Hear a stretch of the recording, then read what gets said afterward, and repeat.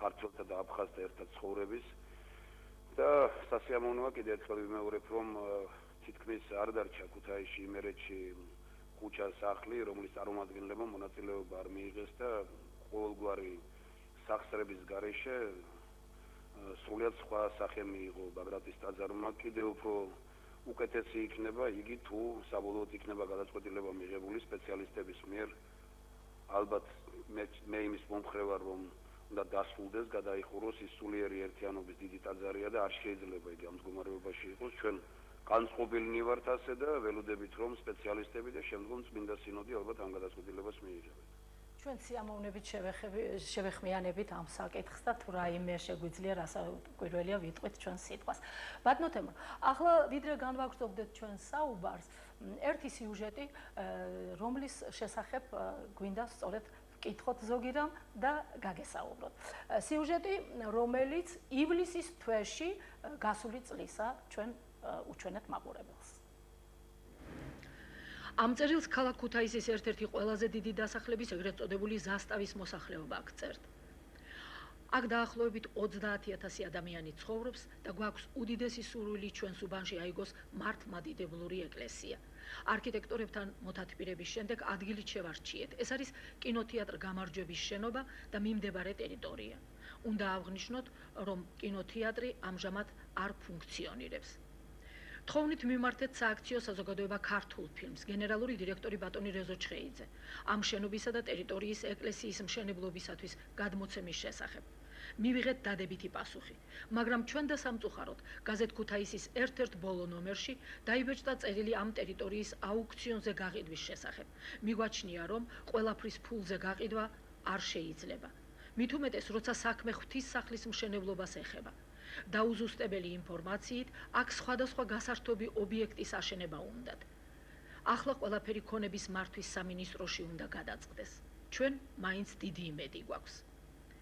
ჩვენს ქალაქში მრავალი საეკლესიო მშენებლობა მიმდინარეობს და ეპარქიის მდელმთავარს ამ საქმეში გვერდში უდგას მხარის ხელმძღვანელობაც.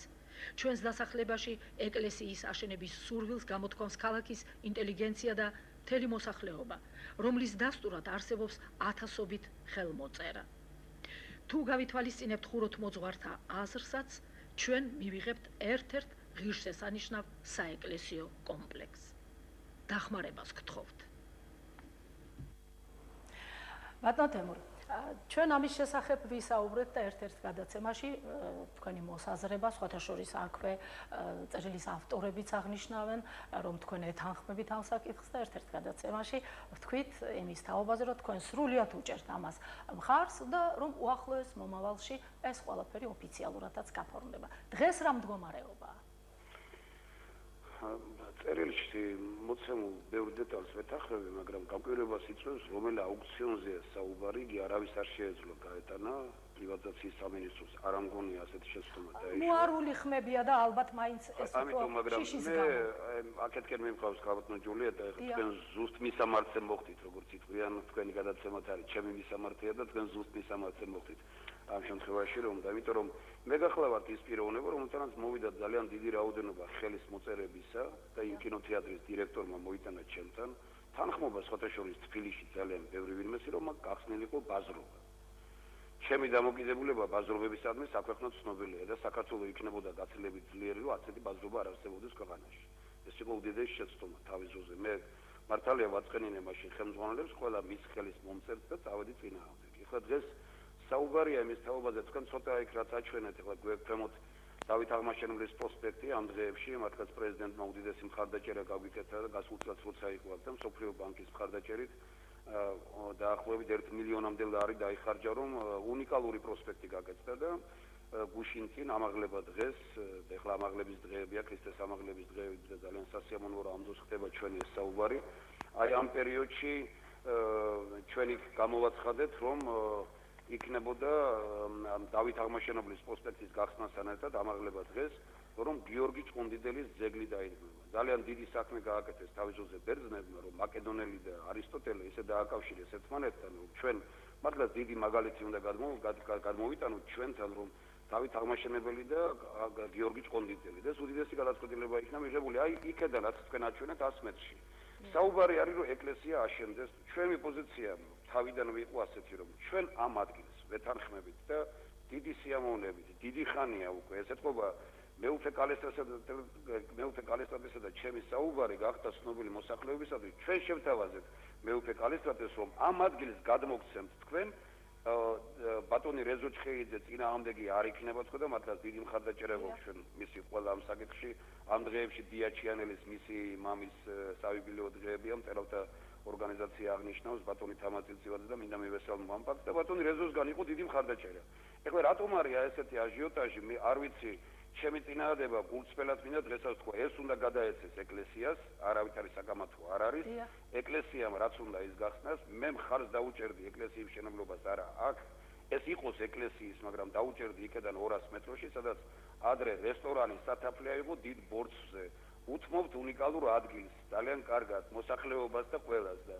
ესეც ეკლესიის იქნება ისიც ეკლესიის იქნება ეს არის ჩემი განწყობა და გასაოცარია პირდაპირ რომ მე ქუთაისში მესმის ხმები და ვის ჭირდება ეს და არჩევნების წინა პერიოდში ძალიან აქტიურად ვხედავდი ამას ეკლესია ზოგჯერ არჩევნების წინა პერიოდში ახსენდებათ ძალიან ხშირად მესმოდა ეს საკითხები ჩემი კატეგორიული პოზიციაა ყველა ეკლესია უნდა აიგოს ნეობრივი ფულით ბატონო თემურ უდიდესი მადლობა ვინაიდან ჩვენი დრო იწურება მაშასა და მე ეს კიდევ ერთხელ ხაზს უსვამს რომ თქვენ თანახმახართ იმისა რასაც ითხოვს მრევლი დიდი მადლობა ბატონო თემურ დიდი მადლობა წარმატებებს დიდი მადლობა დიდი მადლობა და ჩვენი გადაცემის ბოლოს ჩვენ გვინდა ერთ საკითხს შევეხოთ ეს არის დიდგორის მემორიალი თქვენ როგორც იცით ამ დღეებში დიდგორის მემორიალი ხელხყვეს და რასაკვირველია წარმატებით დაიწყო გამოძიება ვიცით და დამნაშავენი დაისჯებიან მაგრამ ერთი რამ არის მთავარი და მნიშვნელოვანი რომ ალბათ აქამდე საქმე არ უნდა მივიდეს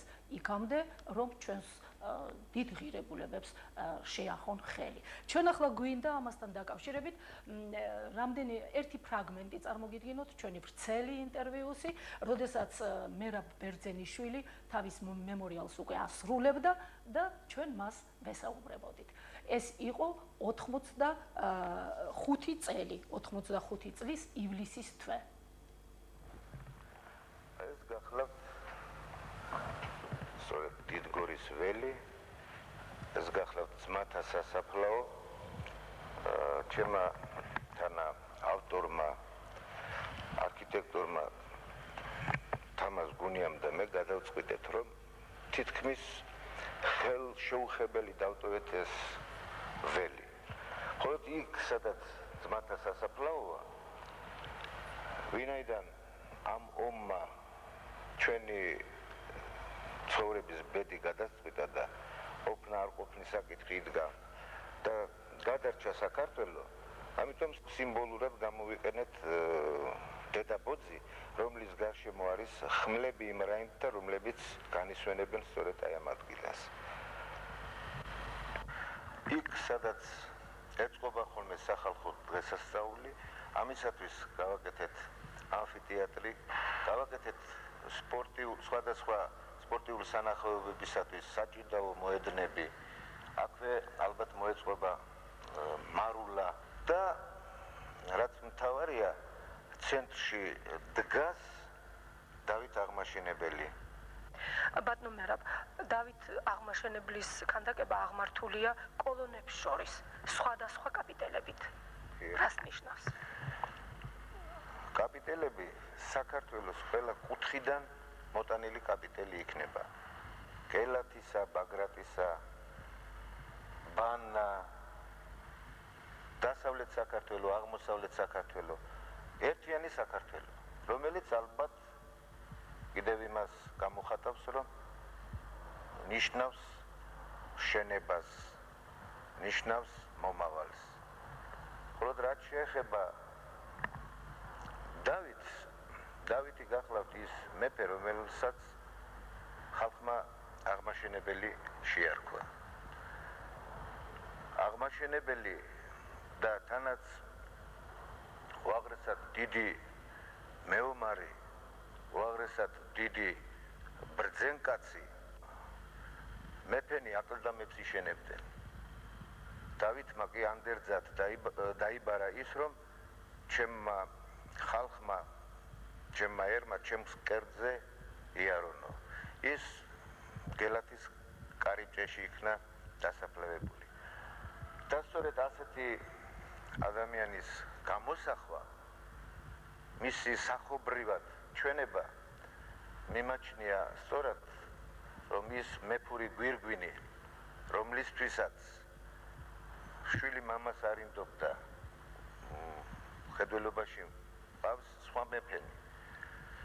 ის გვირგვინი, რომელიც საქართველოს ეკუთვნოდა, მან ისევ თავის ერს დაადგა. ბატონო მერაბ ეჭვი არ გვეპარება და ვისურვებდით, რომ უახლოეს მომავალში კვლავ აღდგეს თქვენი დიდებული მემორიალი, თქვენს მიერ შესრულებული.